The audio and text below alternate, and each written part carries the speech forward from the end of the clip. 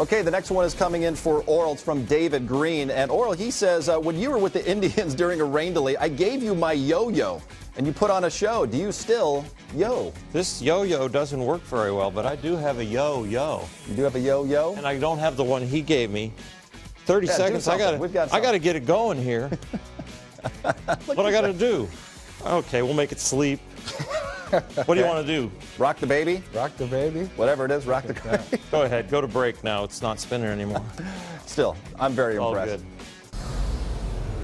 Yeah, Carl Crawford in disbelief, and I think quite a few Dodgers are in disbelief as well right now. It's going to be 4 full months for them for the offseason before they go back to spring training. Oral, as a pitcher, take us through these next 4 months. What's this time going to be like? You know what? For me, it's going to be about relaxation and getting away from the season a little bit. You know what? This golf, this handicap might just go down a little bit at the beginning of the offseason, but I'll tell you what. Come around Thanksgiving, the weight training is going to start. I'm going to move from weight training to doing some cardio, but I'm not going to pick up this ball until right around after Christmas.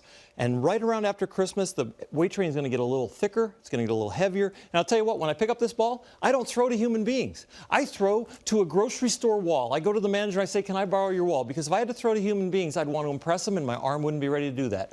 And this thing right here, this mound, and picking up the glove and actually playing with human beings, I'm not going to do this until about 3 weeks before spring training. I'm going to get on the mound. I'm going to go nice and gentle down the mound, maybe even have the catcher up close and get right back into it. But I can tell you already, we're a day from getting eliminated, and I'm already feeling the competitive juices for 2015. Pretty unique way for you to spend your 4 months. Let's talk about what the hitters are doing. Jerry Hairston Jr., for the position guys, I see a golf club in your hand as well. Well, really a lot like Oral. You know, when I first get home, besides playing with my kids an awful lot, I love to get the putter right here. I call it putting and push-ups.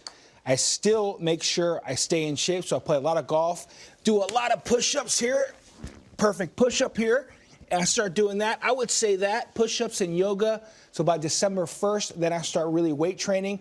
I don't pick up a bat really till like the 1st of January. I know that's a little crazy, but a lot of veteran hitters do not like to swing a bat, give your back a rest, and pick it up something new in January and get ready for a long grind. So if you did 1 push-up for every stroke on the golf course, would there be 110 push-ups maybe per day?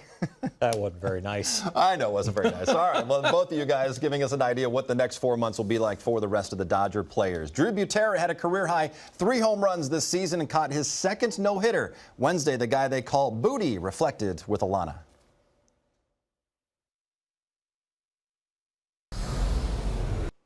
Thanks, Alana. The bullpen has been outstanding this year. We had a couple of hiccups last night, blowing the save in the 9th with Kenley, and then in the 12th, the loss with Brandon League.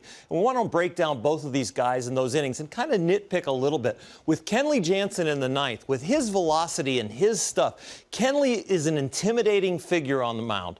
And with his velocity, he should probably use the inner half of the plate a little bit more. If I was going to pitching coach him right here, with Rick Honeycutt, I would say maybe the only thing you change is we've got to get inside on Belt. We've got to intimidate him, make him use both halves of the plate. He lives away the whole time, and Belt finally blocks the ball down the line. Nomar, what's it like to face somebody that throws 98 but doesn't come inside? Well, I'll tell you, he's doing me a favor, especially if he's going to live on the outer half. One, when a guy throws that hard on the outer half, it actually shortens up my bat. Usually on the inside, I have to probably cheat to try to catch up to something throwing that hard. Two, I don't have to look at anything in. I just get to set my sights here. I get to focus out here. I just get to shorten up, utilize the velocity against them, putting the barrel on the ball, and it finds a hole. Now, that's Kenley Jansen. What do you see about Brandon League? Well, Brandon League, he has outstanding movement and outstanding location when he's on. But for me, he's been going ball 1, ball 2, and he's been elevating. How would you approach hitting him?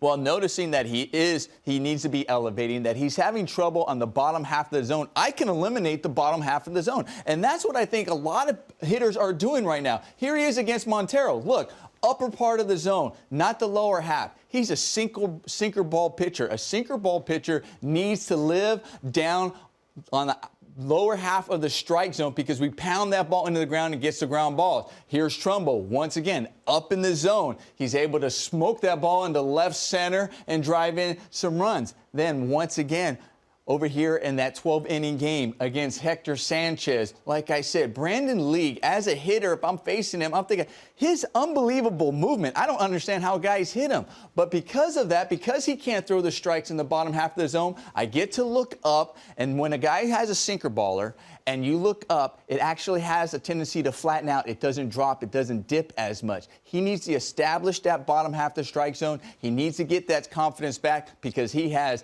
amazing stuff. Two guys with amazing stuff. Both of them, when they locate and maybe use a little different strategy, are going to be outstanding.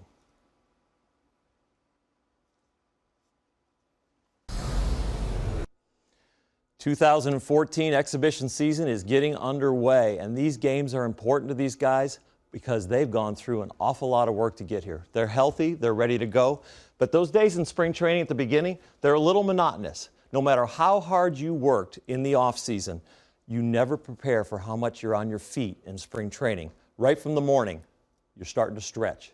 Then you get into some active warm-up, some high leg kicks and some jogging, renewing old friendships, and even under the watchful eye of your manager, Don Mattingly. That gets a little intense too. But then you get to pick up this pearl, and this baseball makes the adrenaline start to flow. You got the beautiful Dodger uniform on, you got the ball in your hand, but you got to watch out how hard you throw it and how many times you throw it because you're going to be there all day. And finally, midday, maybe after a bowl of soup or something, you get to throw your side work.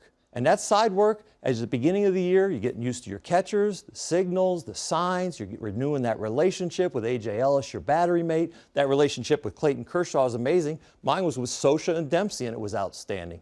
But that spring training time leading into these exhibition games is all the mental and physical preparation that happens. And then they do this thing. They put the hitter in the box, and there's a chance it might come back at you. And the PFP is every single day. Throwing the bases, learning where you need to go, the speed of the game, and what happens. And sometimes you even have to practice the interviews. The good outings, they're kind of fun. The bad outings, I'm not so sure about those. You got to practice your quotes to protect your teammates, protect yourself. But if you don't feel like going out there and getting interviewed by me or somebody else, this guy right here, the stud behind the plate, will cover you. He'll blame it on his fingers, he'll blame it on the weather, but he'll never blame it on you. This 2014 pitching staff is ready.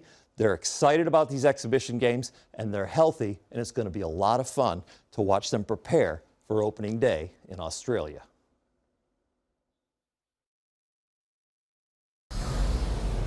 He won the Cy Young Award in 1988 and was named MVP of both the League Championship Series and World Series. The Bulldog, Oral Hershiser. I'm on the mound, Charlie. I'm on the mound. I gave up a hit already, Charlie. There goes the perfecto. Oh, my God, that hurt. I thought you were the Bulldog, I am the Bulldog. not the Poodle. I don't have a cup on. Yay! Oh, we got him. We got him. Oh!